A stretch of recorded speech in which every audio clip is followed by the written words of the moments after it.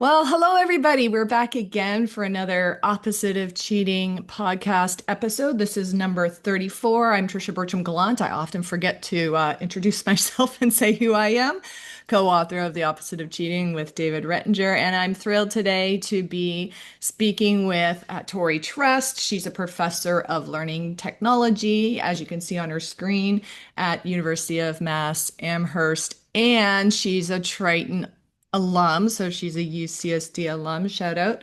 Ooh, And Tori and I met for the first time actually at a UC system-wide what was that symposium on Congress on Online Education. yes, a Congress on online education where we met in person. Yep. So I still giggle about that. If online education is so great, why are we who do it, meeting in person? But anyways, digress a little bit. So welcome, Tori. Thank you. Yeah, I'm happy to be here, and you're such a rock star, so I'm Oh, excited to chat with you today. I just can't get over the fact that your last name is Trust. And I feel like you should be director of academic integrity with that last name. Or I have Gallant, which is, it's nice, but Trust is just a lot to I live see up that in to. the poster behind your head. It Yeah. literally trusts. It's like, Yes. oh, Yes. had For that those right. just listening, I've got the six fundamental values from ICAI behind me on posters: trust, respect, responsibility, fairness, honesty, and courage. Yeah. And so, Tori, I told people, that you're a professor at UMass, but tell us a little bit more about, what you teach and in what context, like what are the size of your classes, what are your students, your student population, that kind of thing. Yeah, so I actually used to teach in my learning media technology master's program. So I was doing a lot of preparation of students who were career changers, graduate students who wanted to go into instructional design, some who are K-12 teachers and wanted to explore technology more. Hmm. And then we started a new undergraduate major in the College of Education at UMass Amherst, which is community education and social change. Hmm. And it went from like 30 students the first year to I think we're up over 500 to 600 students. And In year one of what? How many years? 4 or 5 years Okay. in, so it's really grown exponentially, and it has 6 domains of areas of that students have to take classes within each domain, and one of them is edtech. And so Ah. right now I've been covering all of those classes. So I teach two main classes. One is teaching and learning with technology. Hmm. We use the ISTE International Society for Tech and Education standards to look at how technology can empower learning, Hmm. help students create opportunities for global collaboration, become knowledge constructors, critical media literacy, uh, media consumers, I guess, producers, Yeah. and it mostly prepares future teachers, so students who want to go into teaching to think critically and make an informed decision about using technology in their practice. Nice. And the other one is digital tools and apps for 21st century students. So that one is, there's like, I don't even know, I've lost count of the thousands and thousands of apps out there. And we do a deep dive in evaluating them. We look at user experience design, accessibility, privacy policies, terms of service, and really figure out how do teachers go about finding and selecting and using different digital tools and apps to improve teaching and learning. Wow. Yeah. So those sound like they could be years long courses rather than just semester long courses. So you're probably just scratching the surface really and trying to give students skills that they can continue forward using outside of class, right? Like um I forget the phrase you used, digital literacy almost, but that, hey, was what I'm reading or looking at, fake AI generated or not? It's such a big thing right now. So the second question is the same everyone gets, which is what's your first memory of encountering this idea, phrase, concept of academic integrity? All right, so my first memory is going to date me a little bit and take me back to who I want to say my junior year at UCSD, maybe my sophomore year. I'm trying to think which dorms I was in when I Mm. was there. And there was this new tool called Turnitin. Hmm. And we did not know, my roommates, my classmates didn't really know what it did other than our professors and our TAs were going to run our writing through Turnitin. And some of my friends started getting like work flagged.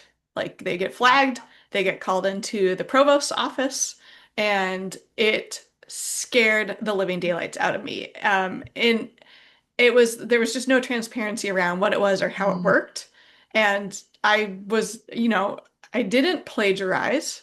I was very into, I've read every word of every text ever assigned for every class. I know my husband Because you're also laughs at me. trustworthy. I am, all right. But like, that was like, I'm that kind of student where I'm just Yeah. like, it was assigned, so I did it. What do you mean you didn't do the readings? Like that one that boggles my mind. So like when it came to writing, I was very focused on making sure I was not plagiarizing. I cited my Yeah. sources and stuff, but I felt my friends were thinking the same thing, and then Mhm. we'd submit an assignment, and then you're just panicked for 2 to 3 weeks of, am I gonna get flagged? Because you're like, maybe I wrote something that someone else on the internet has thought too, Right. and we put the words together in the same way, and it Right. wasn't my fault because I didn't see that.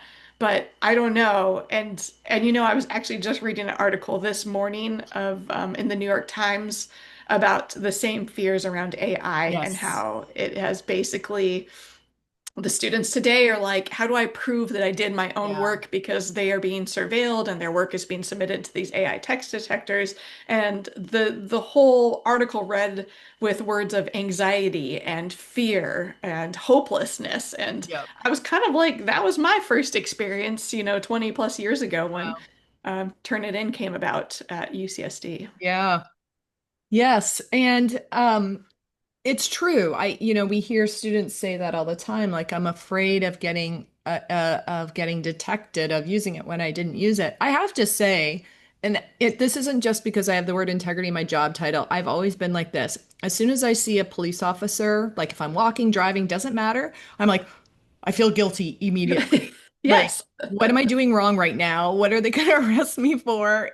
It's just an instantaneous feeling, and I'm not quite sure the psychology behind that because it's not like I'm always behaving badly and I'm afraid of getting caught. It's just I see them and I think I must be doing something wrong. I better stop doing it. So it's kind of that same idea probably that the students experience. Yeah, I think, for one thing, I have that same experience. I'm like, did I just shoplift? No, I Yeah. didn't. I know I didn't, but I see a figure of authority and I'm unsure Yeah. what, they're gonna come You talk to know me you're not for. perfect. You have some good self-awareness. So, I mhm. think it really comes with that lack of transparency, Yeah. whether it's in that situation or with Mm, Turnitin, we didn't really understand how the tool worked. We didn't yeah. know it was at the time looking at other student written work and then starting to pull from the internet. Yeah. Nowadays, students don't realize how AI text detectors work. And so I think there's just a lot of like, how will I know that if this gets flagged when I really am trying to do the right thing? Yeah, no, it's so true. And I remember conversations back then because it's like, do we tell students more about how it works? And then we're like, but if we do, then they'll figure out how to Mhm. thwart it, right? And Yep. so there's always that worry. I remember having several conversations with faculty about should I share the Turnitin results with students and allow them to look at it and allow them to revise? And I said, no, unless all you want them to do is fix it so they don't get detected. If you're going to sit down with them as a coach or like a writing tutor and go over it and say to diagnose what the problem is, did they not critically read? Did they think they put it in their own words and they really didn't? Did they just forget a citation? It's useless information in terms of helping the student learn, right? Yeah, I mean, I don't think you could give the students the results and say, go fix this, go figure it out. Right. I do think they can be teaching tools, and I've seen a lot of universities more recently say, oh, we're keeping our Turnitin license because teachers feel that, it's a way to have conversations with students about academic Sure. integrity. And I think in that way it is, if it's to start conversations rather than accuse students, Yeah. then that can be helpful. Yeah.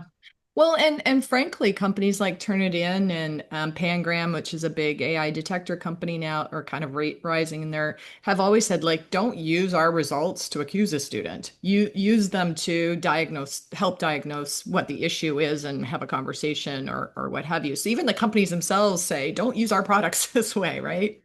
Oh yeah, that one I find wild because that's exactly how they're used. And I think it's a bit of like faculty may not understand, well, faculty don't understand how these tools work in particular. And then they get this, flash of like red or percentages or Yeah. whatever, because now Turnitin is built into learning management systems and in some cases just automatically runs student work. And Yeah. so then they're just getting these reports and not sure like, oh, okay, this looks like, 80% was AI generated. It must be AI generated and not Yeah. really understanding. So I do think there's just a lack of awareness around these tools and really how to actually use them as educational tools rather than tools for surveillance and punishment. Yeah. Gotcha tools. Yeah.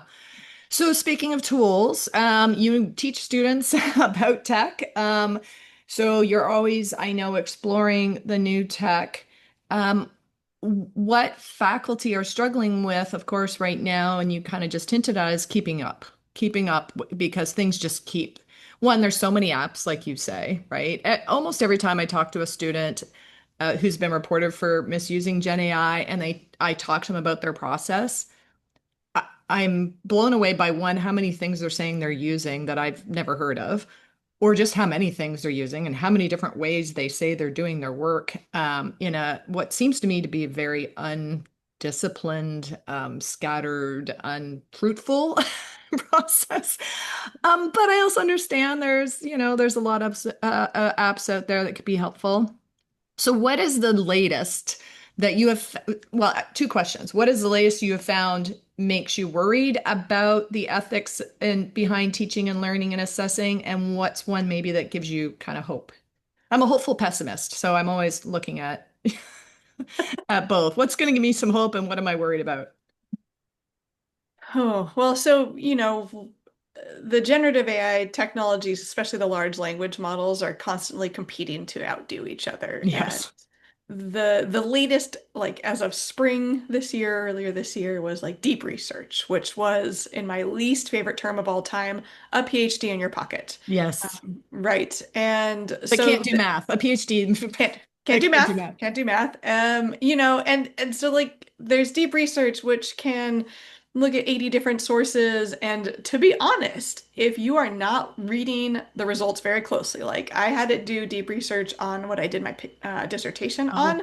on, and it was not bad. It was like I would Mm. probably grade it if I did a brief look at it, I'd probably grade it like an A minus. It did capture the general Wow. sense of what professional learning networks are for K-12 teachers, which is what I Uh-huh. studied.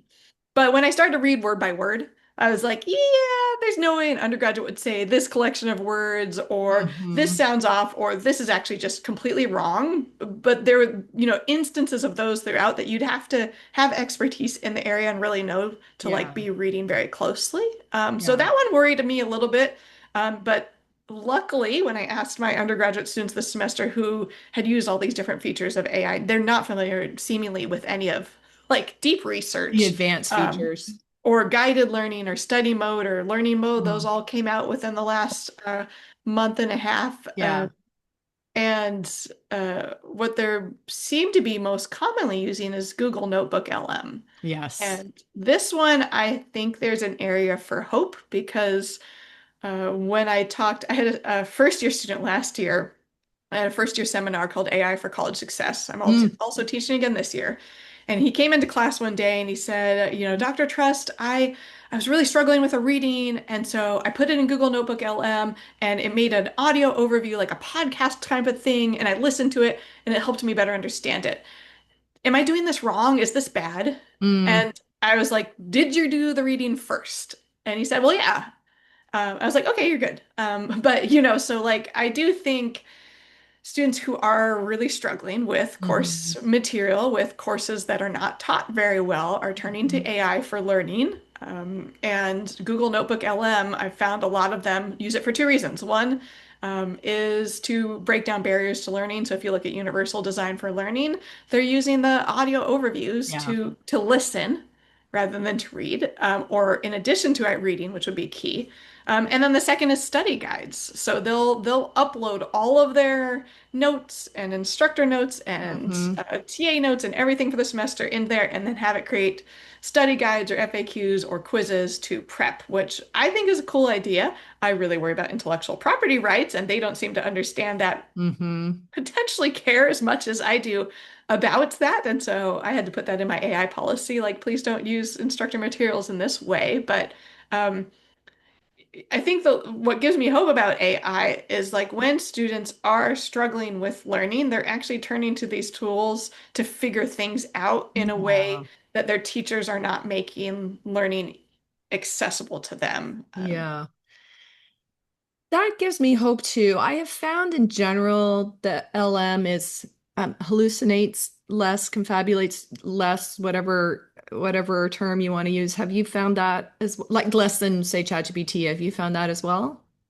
Well, there's a really interesting hallucination leaderboard that someone Oh, created. I don't know. I have the link that I can great. send We'll you put and it in the maybe show include. notes. And it's actually different models hallucinate at different rates, even within the same tool. Okay. And Google's Gemini's latest model was at 0.7% hallucinations, which actually is pretty accurate, Yeah. I'd have to say. I was quite surprised. Yeah. And these are on summaries of texts. So Okay. do they hallucinate when they summarize uploaded Yeah. text? And so that's what really Google Notebook LM is like. You're forced to upload or select Yeah. specific materials. You're going to So it's find less focused. hallucinations. Yeah. Doesn't address the issues of bias unless you've incorporated more multimodal, multicultural materials. But Yeah. I have found that, yeah, you're right with that. Yeah. Because, I say to students, they're like, they've said to me what they said to you is this allowed? Is this okay? And it's like, well, yeah, it's ethical.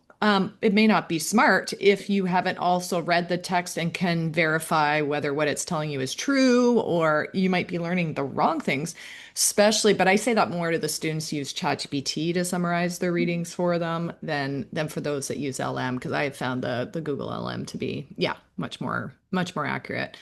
I Yeah, mean, I was teaching I had to fill in for a colleague earlier this week on a graduate level class, and we were covering learning theories,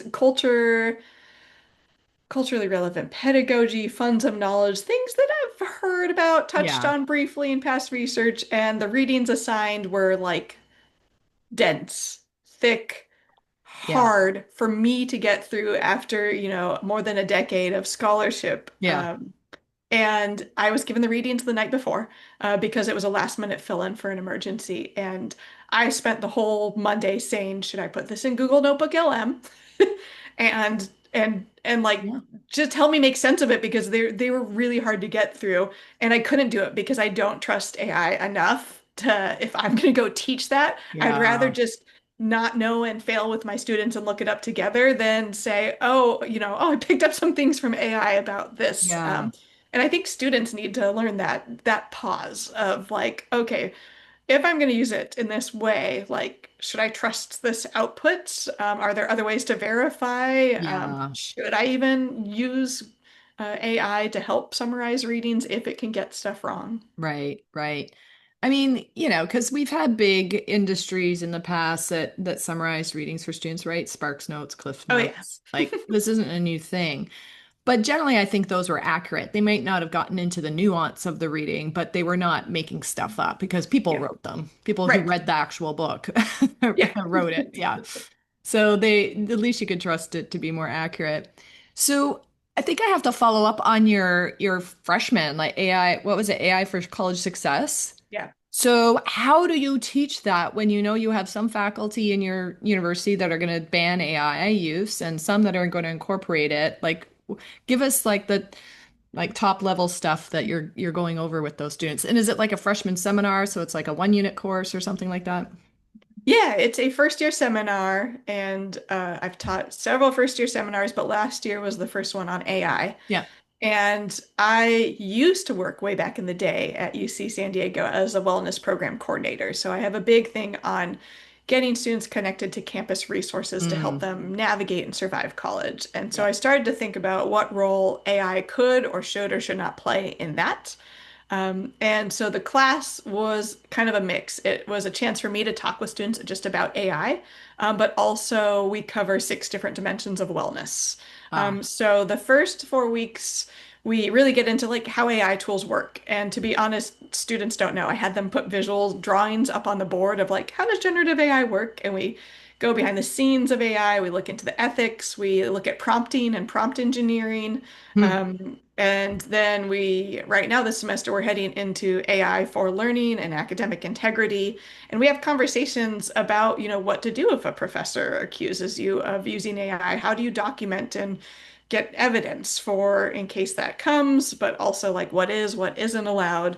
And then the second part of the semester is those different dimensions of wellness. So we look at AI for physical wellness, AI for Oh, financial interesting. wellness, career development, social emotional wellness. Mm, And one of my favorite activities last semester or last year was having students simulate roommate conflicts. So like yeah. these are new students, they're only a couple weeks into school. They probably haven't had a roommate conflict yet, although many of them did. I'm sure Um, many of them did first week. I did discover that apparently like college students don't shower. That's what I learned Oh. from this. Is like many of them were like, Well, how do I UMass college students don't. right, UMass, yeah, UMass college students in very particular dorms don't seem to shower because like my whole class was like, how do I have a conversation with my roommate about how to shower? That was really funny to me. And so I had set up some simulation prompts where they would practice like talking through with I AI love how to AI have for that that. conversation and Yeah. then also how to write texts or emails or how to get that information across. Yeah.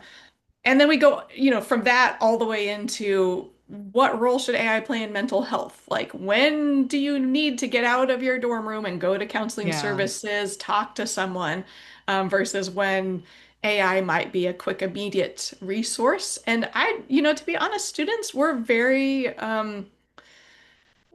strategic and wise about it. They're like, yeah, if it's, I would only use AI if it was midnight and I needed to check something quickly before, getting up to go at 8 a.m. the next morning, but never Yeah. use it in an emergency case. But we talk about the campus resources and Yeah.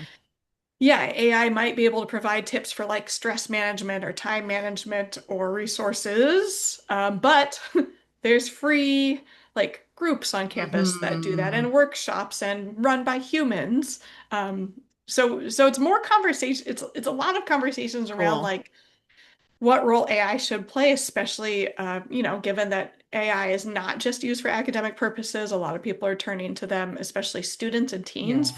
for companionship. Yeah. Um, so and I really like it. It's a really excellent group of thoughtful students who Yeah. are just trying to figure all of that out while they navigate their first semester of college. Yeah, for sure. And like, how is this going to be different than how I might have been allowed to use it in high school? So because you brought it up, I'm gonna follow up. Um, this is one of the things on my pessimistic side, on my word, the thing that, keeps me up, or actually I wake up at 2 a.m. and can't get back to sleep, is um, uh, the intentional entanglement design of these systems, right? So I've heard way too many stories of students who started using it for homework, ended up using it for therapy or companionship, and then ended up either self-harm, suicide, what have you. There's a horrible story right now about the parents suing OpenAI and their son Adam Rains. So I'm so glad you're doing that, that you incorporated in the wellness piece to that, that you didn't just make it about academics, because Adam, this 16-year-old, started using it for homework, right? And we really have to educate our students. We already know that there's a mental health crisis with youth because of social media. So I'm just saying that because I want our listeners to be aware of these other uses of AI, because our listeners are mostly educators and they're focused on cheating and learning and all that kind of thing. And our students might there might be other harms there that we're not addressing. Yeah, it's a really complex issue because these tools are sycophants, right? That's the word being tossed around in Yeah. the You're so education. smart. Oh my gosh, that's such a Right. great idea. Right. And it like got to the point, I don't know, was it earlier this year that it was like too much. And I so had to Sam pull it Altman back. dialed it down. And then people started protesting and saying, hey, I need this because this is the first time in my life someone has actually been positive. Mhm. Someone said, you can do this. Someone said, I'm here for you. And Ugh, it's absolutely sad to hear that heartbreaking. they're growing up in that environment, or as an adult, they're living in that environment. And now AI is literally designed to, um, with the intent of pleasing you. And that's really problematic because it allows you to get Hmm. around a lot of the safeguards, right? If you could Hmm. say, oh, AI will say, oh, I can't do this. And then you say, oh, but pretty please, I really Yeah. think you can. It'll help me. And oddly enough, that works way more Yeah. often than it should. And then that can really dovetail into people disconnecting from society because why interact with other humans when Hmm. it's hard to talk to other people, to meet people, to make friends, to ask questions about mental health issues when Yeah. AI is going to be your happy companion by its side, Non-judgmental. non-judgmental, there Hmm. to support you with resources. But yeah, like without, guardrails in place, conversations have led to self-harm or Hmm. suicide in some Hmm. cases. And it's when I was at UC San Diego, I think it was one of the highest suicide rates of students Hmm. in the country as a public school. So I know that's been, and that's, my gosh, more than 15 years ago. It's what was a big issue back then, and mental health and depression and anxiety were always high in the National College Health Assessments that we Mm. took every year. Oh, yeah. So, it's not necessarily that it's the pandemic, or it's social media causing these True. mental health crisis. I think there's a lot of things on in our society, and people are trying to blame very particular things. Hmm. And then all of a sudden AI comes into play and is like, yeah, I'm here to help you through this Yeah. all. And it's just like they're literally designed to be, to emotionally manipulate Yes. you. Yeah. And the way that any app or big tech tool is designed to be addictive, Right. right? The best phrase I heard, and I know folks, you've heard me say this before, was from your undivided attention, intentional entanglement. They've been designed for intentional entanglement. But you're right. I mean, the teenage years are fraught, have been fraught for a long time. I remember myself going through some stuff, right? And so it's kind of natural, I guess I would say, for that age range. And then there's things that come along and either feed into it or mostly what I feel like AI is doing, both for our mental health and in terms of mental health and education, is shining is being a mirror and really saying like, look, you got some stuff wrong with humanity and the way you're all doing things right now, and it's kind of just letting us see that maybe in different Yep. ways. Like there was a lot wrong with higher education and K through 12 education before AI came along. So speaking of that, switching the conversation in my most elegant way possible.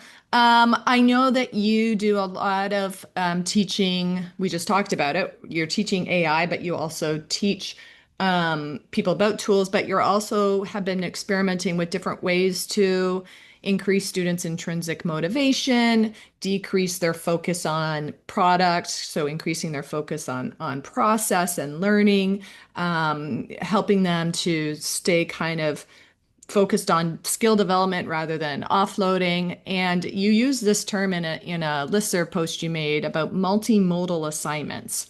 So describe what you mean by that and how do they work for you in your context to both facilitate student learning, but to also assure you, like to certify student learning? Yeah, and this kind of goes back to just your comment really quickly of like AI being a mirror. I think Yeah, one of the things that AI did was say, "Hey, we've kind of been teaching the same way for a long time, and couple it hundred doesn't years. help a lot of students." A little bit like that. There's a Yeah, lot of students that really struggle, and now they have something they can quickly turn to, and it's now more important than ever to shift our practice yeah, to focus on theories of motivation and learning and go back to the basics of what highly effective teaching is. yeah. So I finally did make use of my last name and I made the trust model. I'm super proud of. I have an article coming out in Ed Leadership in November, and I'll get at that really quickly because it leads Yeah. into multimodal assignments. Okay. So it's built on the theories of motivation and learning, with the first T in the trust ball being transparency, Hmm. right? So as educators, we tell students write a discussion forum post and write three replies to your peers. Yeah. And like they do it.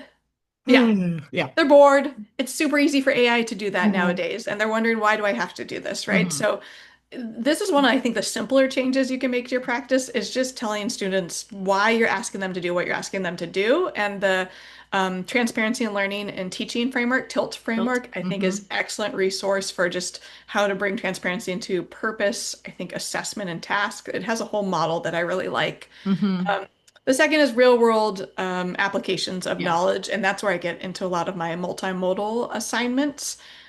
So, for example, when we're exploring how to analyze digital tools and apps and their privacy policies, in the past, I used to just have them analyze privacy policies, Mm. like read through, create a mind map of the different terms, and try to understand it. And then I was like, AI can do this. Why am I asking Yeah. them to do this? And so I changed that assignment and I said, you now have to go convince 20 of your friends and family to change something in their um, phones or devices to better protect their privacy. 20 And people. yeah, that was a big assignment. For Yeah. my other class, we'll usually do like 3 to 5 friends or Okay. family. That was a group project that they had to Ah, do. okay. So yeah, on their own, maybe like 3 to 4 peers, Hmm. and they actually have to learn enough about privacy settings and how to read privacy policies and location settings to be able to teach their friends and show them like how to turn off. Hmm. And they make short videos or collect evidence, and it's interesting for me to watch like how many people are like, "Oh, I had 102 apps tracking my location and didn't realize it. I'm going to turn off this one." I'm like, well, that's a start. But that kind of multimodal learning in that I let my students choose how they're going to teach their peers. So some made videos, some just talked in person, and then I let them choose how they collected evidence. So some literally talked and then made a video right Mm. there. Others sent an email and had a Padlet virtual bulletin board and said, take a screenshot of what you did and put it on this bulletin Oh. board. And like in none of those ways like was AI involved because it's not really something AI can do. Hmm.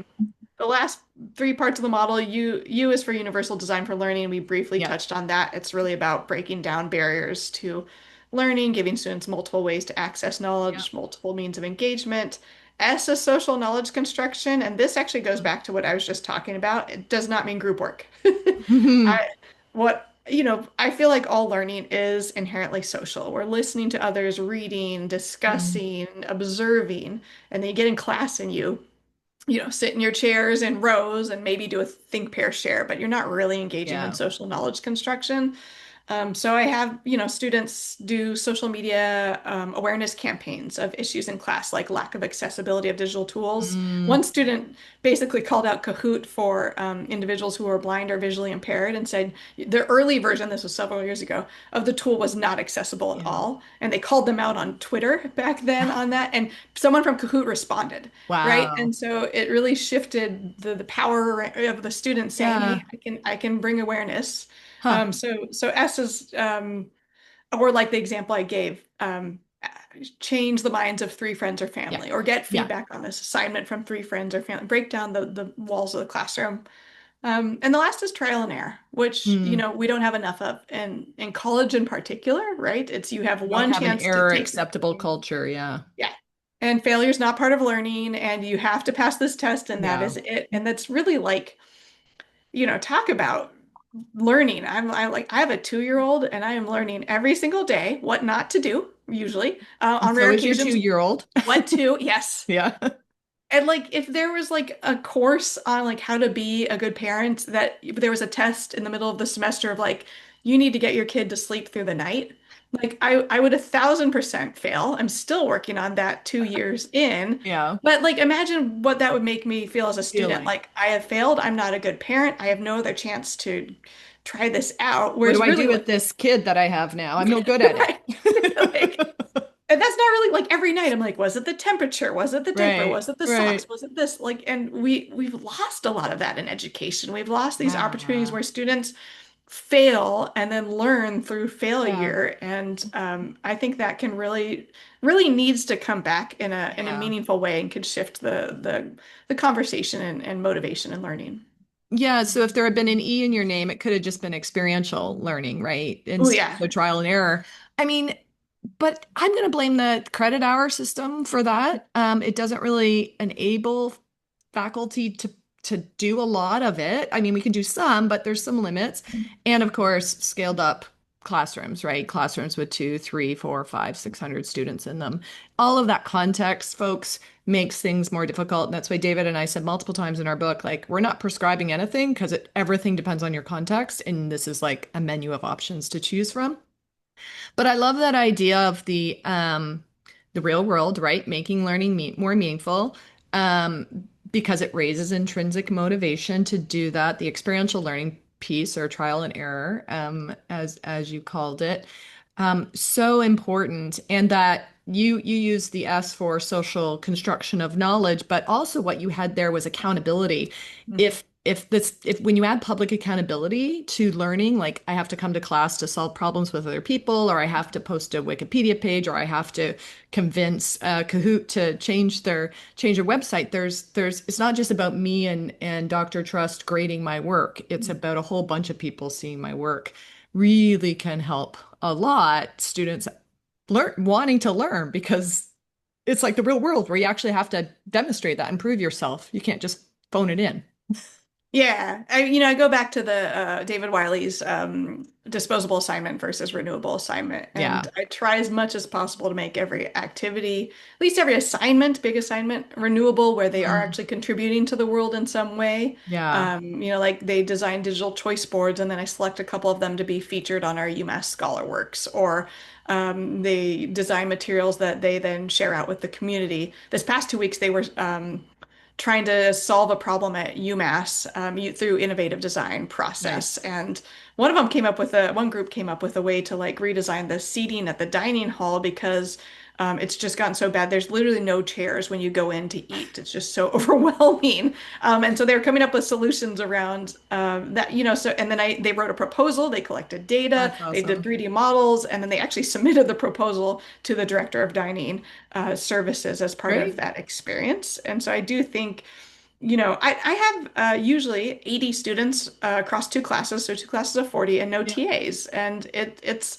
not over, you want to get over 100, like a lot of this is out the door. And Yeah. even with 80, I was grading about 160 It's a assignments every lot. week of these tasks. But, and I did find it was mostly doable. Yeah. But you're right. Once you get to these bigger 100, 200, 300, 4, I was talking to Yeah. like psychological and brain sciences faculty at UMass, and they had like a 400 student class. And No.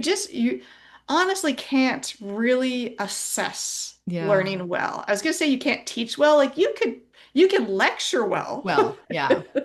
Yeah. But beyond that, and especially in the age of Yeah. AI, it's really tricky because it's gonna have to be multiple choice and Well, and I say often in my presentations, look, like we've got to decide what we're here for. UMass is just like UCSD. You're a residential, you're a physical campus, right? You might have some online courses, but you're a physical campus.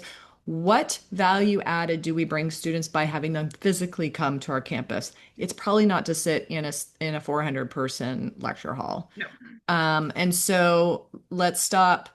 And this is not despairing of faculty, this is critiquing the system. Let's stop trying to bribe students to come to class with points and such and really say, okay, what in 2025 do we need to offer students? What do we need to offer humans in this AI augmented world? What are they going to get from us that they can't get anywhere else? And that is the human to human interaction and the kind of learning that you're talking about that needs to have smaller class sizes. Yeah. Yeah. Yeah, I 100% agree. So how do we just change the whole system? I don't know. I think we should be voted in charge. We'll figure it out. Yeah. Should we just make a plan over the weekend? Work Sure, on that? sure, no problem. And of course, we will use ChatGPT and Claude. And we didn't even talk about Perplexity Comet yet. But with its agentic features, I'm sure we could figure it out in 2 days. Thank you so much, Tori. Absolutely, always a pleasure to talk to you. We might have to follow up, maybe do a special episode for K through 12 and share some of our thoughts about what we think where AI's place should be in K through 12 education. Since you teach teachers, and maybe we need to have that conversation later this year. But thank you so much, and folks, Tori dropped a lot of awesome resources in our conversation, and we will get those into show notes for you so that you can follow up on them. All right. Thanks, Thank Tori. you so much.